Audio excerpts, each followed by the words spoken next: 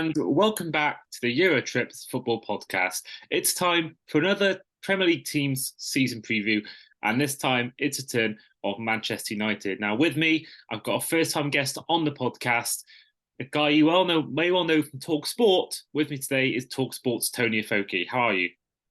I'm good, thank you. How are you? Good to have you on. Not looking forward to this episode in particular. Never like talking about Man U too much, but it's got to be done, and it's good to have you on. Oh, thanks for having me on. I'm excited to talk to Man United. So, as we do with all of our first timers to any of our podcasts, whether it's our Eurotrust podcast or whether it's our sister podcast, the Across the Pod podcast, I always try to find out from fans why they choose certain teams. So, for you, Toni, why Manchester United? So my whole family support United. My dad was a born and bred Manchester lad, so he took me to Old Trafford as a kid. So at least I'm one of them London-born United fans with an excuse that like I support my dad's team because he's from Manchester and he took me to Old Trafford, and I've just been my club ever since. I share a similar sentiment in the fact that I'm a Welsh Liverpool fan, but I've got family from the Wirral, so it's a case where if ever anyone mentions that to me, I always go, yeah, but I always mention that story basically to them. In fact, my grandparents met and got engaged there and stuff like that, and my great granddad, so the ones that met, they were he played 2-0 games for Everton back in the day. So, like you, I know we're sort of sometimes are a bit given stick for it, but I think me and you both got that excuse that we can always shove at people when needs be. Exactly. So for you, Toni, first of all, who would you say, since being a fan, has been your favourite ever Manchester United player? Oh, if I'm looking at longevity and from where I grew up and watching them, it might have to be Wayne Rooney. Like I saw him, I saw when we signed him as a youngster, and then I saw him break all the records, win everything there is to win with United. So if I think about everything and all my joys of Man United, Wayne Rooney was a part of every single one of them. And for me, like one of the best players I've ever seen play for them in person as well. So yeah, I would definitely say Wayne Rooney. And of course, one of the greatest ever Premier League goals as well. If you look at his City overhead kick, by far one of the best ever for the importance of the game, but also for the kind of goal it was. One of the more iconic, and the commentary, of course, helped as well. And then finally, your favourite ever Manchester United memory as a fan? Oh. Champions League final, maybe. Yeah, 08 final. Yeah, I remember just watching that game. I remember just it going to penalties and just being so nervous, but then just winning it and watching my team in the Champions League. Because I always obviously we won it in '99, but I was probably too young to remember that. So watching us do it, win it in 08 was amazing. It was great and something that I'll never forget. I can imagine. I mean, my brother is sadly also a Man U fan, which broke my dad's heart. And I remember I want to say he was maybe five. No, when he's born 92, so he'd been about 7 or 8 when they won 99. So a bit too young for that one. But then obviously fast forward to 2008. Of course, back then he'd have been in year 10 to about 15, 16 when they won the Champions League. And yeah, I remember just his reaction was just just impressive. But obviously I was cheering on Chelsea, but nice to see him happy in some way, even if it was that. Right, going on to the current summer window. Of course, you're back in the Champions League after a third place finish, and then your main ins include Mason Mount for an undisclosed fee, Andre Onana for an undisclosed fee as well, the goalkeeper to replace David De Gea.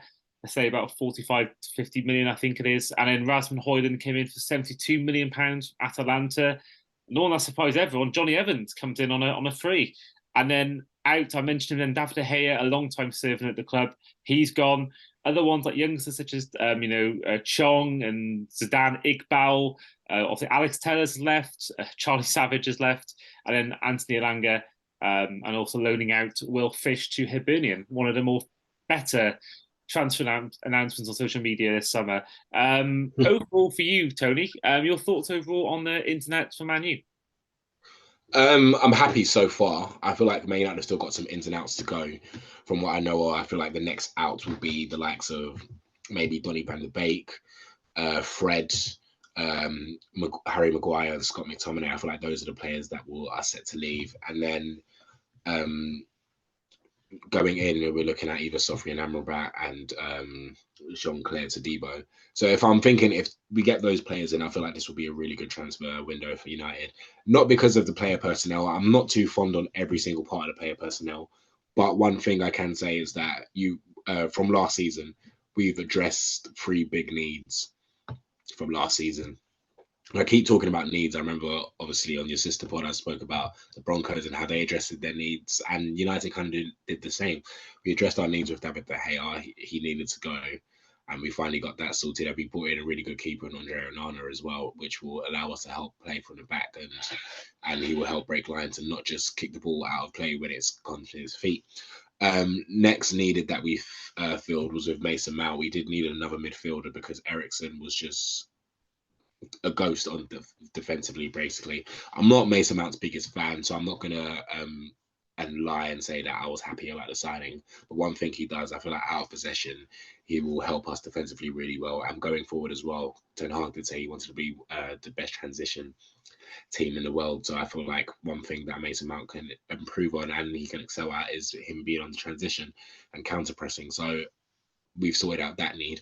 And last but not least, we finally have a striker.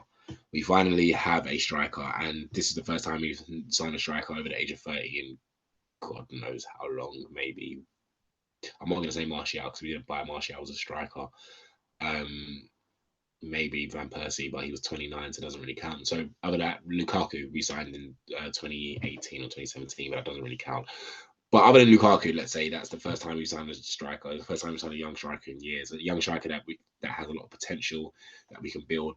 And one thing Man United didn't do last season, we created a lot of chances, but we just didn't score. We scored the lowest out of the top six, so we do need to start scoring more goals. And I feel like Rasmus Hoijlund, even though people look at his goal record and say, okay, 32 appearances, 9 goals in Serie A, you're paying 64 plus add-ons for him is not great. But if you look at the minutes to goal ratio, it's kind of like 20 starts and then 12 sub appearances. So for 9 goals for 20 starts for like a 20-year-old isn't too bad. He's going to be playing in a better team. He's going to be playing in players that are going to look for him. He's got the pace and the power to run it behind. So I do expect him to add to our tally because we can't just rely on Rashford scoring. So I'm looking at all those ins and outs. If we get another defensive mid to be like an understudy to Casemiro, and if we sell Maguire and buy, I think we need another centre back. If we sort that out, I feel like that will be a very good window for United because we got rid of a lot of the players that are not in Ten Hag's plans, and we've added some more.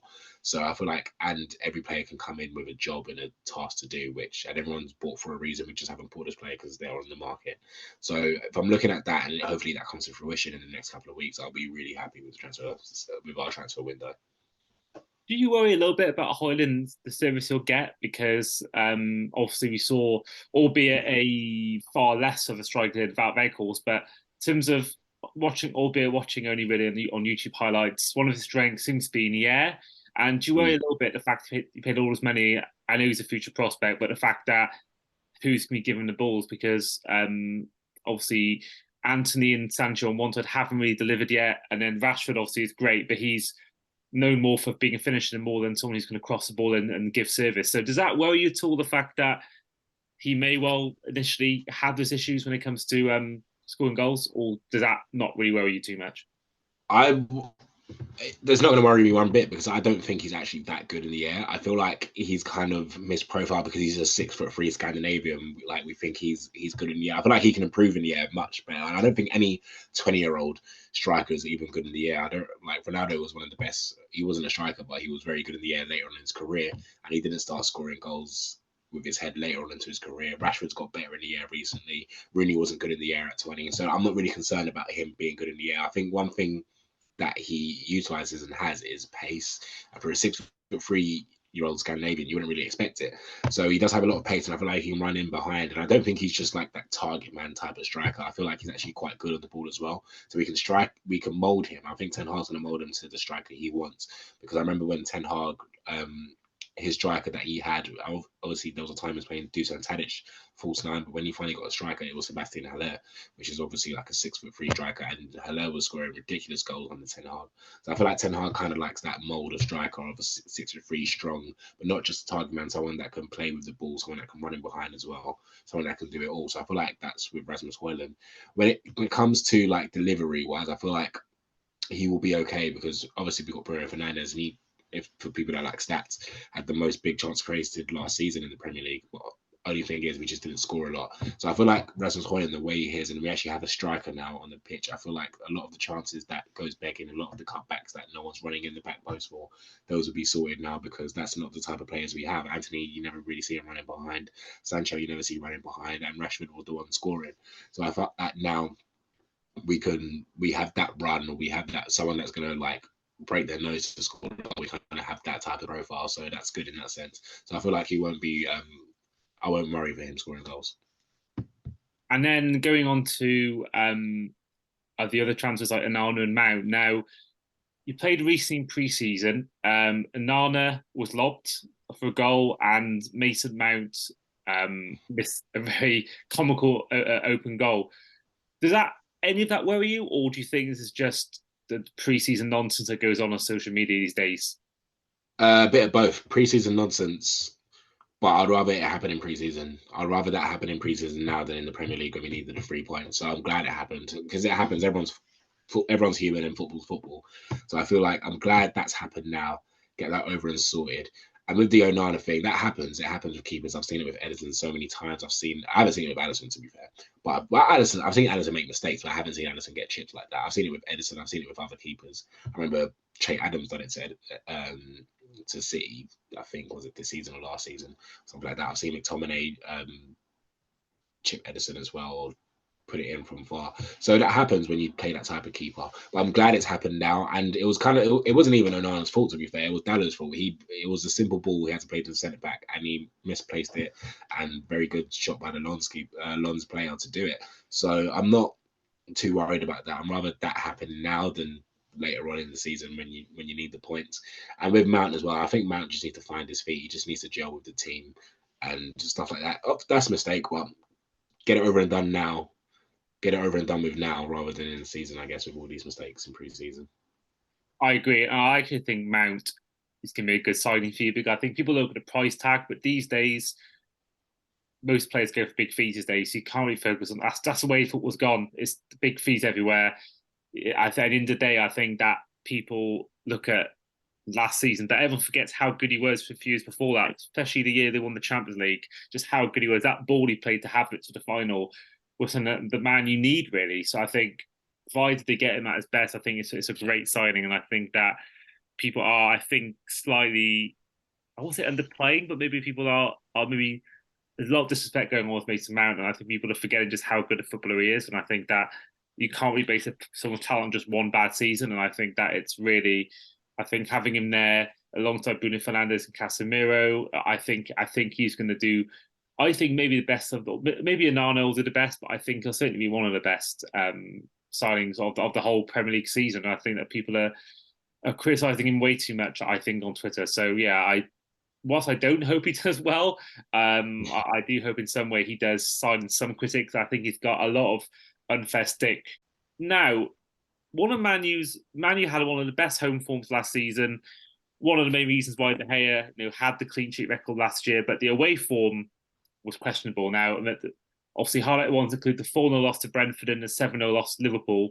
Can you see them improving on this season? Because that was their biggest weakness, their away form. And I think that their away form was better, they probably would have been a bigger challenge to City and Arsenal. So can you see the team improving that away form this season? Yeah, I can. I feel like we won at home because I used to call it Old Trafford juice, but I feel like we won at home because we just had the crowd behind us. But one thing, you're right, we need to improve our away form. But I feel like now we've sorted out that keeper issue, because a lot of the time it was David, like, we'll be trying to play out from the back, and then David De Gea will just kick it away, and then the away fans will get on it because it's like close. It's a throw into them, and it's close and stuff like that.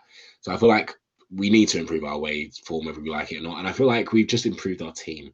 And once you improve your team, you like stuff that wasn't happening last year probably won't happen. And you can see a lot of mistakes, because a lot of the games we lost, we kind of shot ourselves in the foot. Some of them were completely outplayed, but a lot of them we shot ourselves in the foot, and we just didn't have a team that had a plan week in, week out, that they know they're going to play this type of football. But I feel like this season Ten Hag really wants to stamp his authority. He's got some players he wanted to have his football played in, week out. I feel like we played it in a couple games at home, but away it was, let's just try and manage this game and try and beat them on the counter or in transition. But now I'm thinking Ten Hag's got his players. He wants to play his style of football. And I feel like now is the season that we need to go in week in, week out, wherever we're at, whether we're at Anfield, whether we're at Bramall Lane or whatever. We need to decide to play our type of football. So I feel like we can do this this season. If we make the signings and get rid of some players, I feel like we can start to do that. And of course, you're back in the Champions League this season. Now, obviously, you haven't had much success in the tournament recently, but how are you feeling about that? About returning to Champions League and getting back to the big time? I'm excited because Man United won a lot of games last season. I mean, beat all of the top six. Like, I know the season was so up and down because obviously the 7-0 loss to you lot, the 4-0 loss to Brentford, Brighton, all of that stuff, like 6-3 to City as well. Like, there were some crazy losses where you're thinking, okay, this has been a bad season. But we did win a lot of games. We beat Barcelona, we beat City, we beat you lot, we beat Arsenal. Like, we beat good teams. So, Champions League, I'm quite excited. I feel like we haven't been in the quarters since 2018 when we played Barcelona in the quarterfinals because that we beat PSG 16. Yeah, barely watched it because I think we lost 3-0 at the Nou Camp. It was just a terrible performance. But anyway, that was the last time we reached the quarters. I feel like this season we need quarters minimum because I don't think Man United are a bad team from last season. I feel like we're a better team than we were last season, and we beat Barcelona. Like, I don't want to use Barcelona as a barometer for teams, but like we played well at the Nou Camp and we were the better team at Old Trafford. And I was thinking, okay, Barcelona are not that good of a team, but that's a good team. That's a team we'll be seeing in the Champions League, right?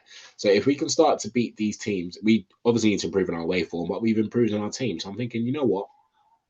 We might have something to say in the Champions League. If we get an easy round, if we get an easy side of the tree, who knows? But I feel like Ten Hag's going to go for it. One thing I think Ten Hag's just, he wants to build a squad that wants to compete on all four fronts. We're not going to go to the Champions League and be like, okay, let's just get out of the group stage and then see what happens. I feel like he's going to try and win it. So unless we face a City, a you lot, which we won't face until the quarterfinals, I'm not, or maybe a Real Madrid. I don't think we beat Real Madrid over 2 legs. PSG, no one knows what's happening with PSG now that Neymar wants to leave. So I'm looking at other teams. I'm thinking we can beat you over 2 legs. It's literally just maybe a City and a Liverpool. Now, you know what? We can have you lot over 2 legs. Ooh. But yeah, right now, I'm actually looking at, like, it's City. Thinking it's just teams that I'm thinking, okay, what teams can we not have over 2 legs? But you just never know. Maybe I'm being a bit optimistic as a United fan, but maybe, and obviously Liverpool will be difficult at Anfield and whatever. But there's not that many teams where I'm thinking, you know what, can you beat Man United over 2 legs? Yeah, I think that, to be honest, I think the Champions League, most seasons, how often do the favourites win it at the start of the year? I mean, Chelsea finished 6th and won the Champions League. And they were nowhere near winning the league when they won the Champions League a couple of years ago. We finished 5th in 2005, won the Champions League. No one had Bayern win the Champions League at the start of the 2019-20 season.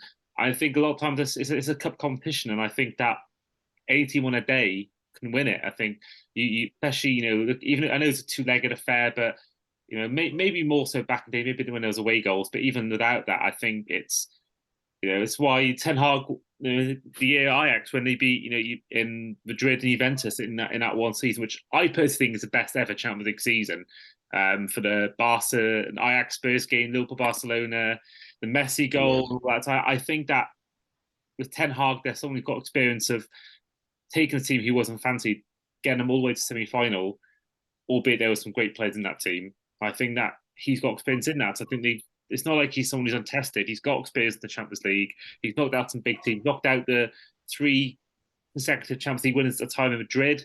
So I think that, and the players you've got, this is a good team. And I think that whilst I think the team would have benefited more from spending more on Kane, I think for long term getting Hoijlund in is better. And I think I think Shaw's a good left back on his day. Onana got the Champions League final last year with Inter Milan and was a big part of that. Varane won multiple Champions Leagues with Real Madrid. Sandro Martinez has improved massively since the start of last season. Rashford.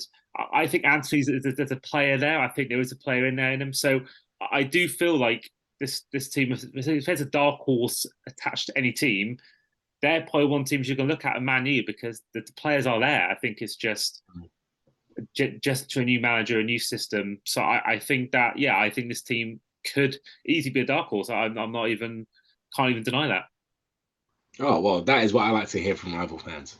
That's what I like to hear. That look, we're getting somewhere because back in the day, it used to be, oh, we're not even talking about Man United in the Champions League, let alone they could be a dark horse for it.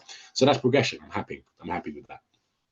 And then finally, we're going to go through the same segment as we do in our NFL podcast, but a bit shorter, is prediction time for the table. So, Tony, where will Man U finish in the Premier League table this season? I'm going to say second. That's Hey, me being That's me being optimistic. I'm not going to say first because I don't think we're going to win the league. But if I'm looking from last season, we finished third with 76 points. I feel like with the signings we've made, I feel like that could be I feel like the signings we made, we don't lose to Brighton at home like last season. We don't lose to West Ham away like last season. We don't lose to Villa away last season. We maybe don't lose to Brentford. We can maybe turn those losses into wins. So I'm looking at that. That's okay. 3-4 games. That's an extra 9 points. That's 85 points. I'm not sure how the season will pan out, but if United are in and around 85 points, that's the second, third. You're not going to win the league at 85 points anymore, but that's the second and third. So I can really see I think we've improved enough to get 9 more extra points than we did last season. So I'm looking at it and I'm thinking, you know what, maybe second. I'm not sure, but if I'm using that like equation, or if we can call it equation, if I'm using that example, I feel like we can finish second. well, that has you as our joint most optimistic fan. So Oh, you're wow. joint with us, our City fan in Aaron Fletcher from the Sleep at Work podcast. Yeah, you both have your teams finishing second, and then behind that you got Harry Scarf, our Spurs fan, having his team finishing in fifth. And then scrolling down right at the bottom, and we've got our Wolves fan Tom Walton with a 16th place finish. So yeah, plenty of optimism in the air for Man U fans and for you especially. I wasn't even optimistic this season, but I'm just thinking we can get 9 more extra points than last season. So maybe that's a second or a third. I don't see 3 teams getting above 85 points, but who knows? Who knows how the season's going to pan out? Of course, and you can find out later on in the week because we are doing our annual season predictions episode where we give our predictions from the Premier League, Serie A, La Liga, and Bundesliga. So in that effort, you'll find out who I think is going to win the league and who I think is going to go down amongst other categories. But that is where we'll end this podcast today. So thank you, Tony, for coming on. Thank you for having me. No problem at all. And we look forward to having you on again during the season. But in the meantime, this has been the Eurotrips Manchester United season preview, and we will see you guys next time. England 4, Germany 1, Michael Owen is number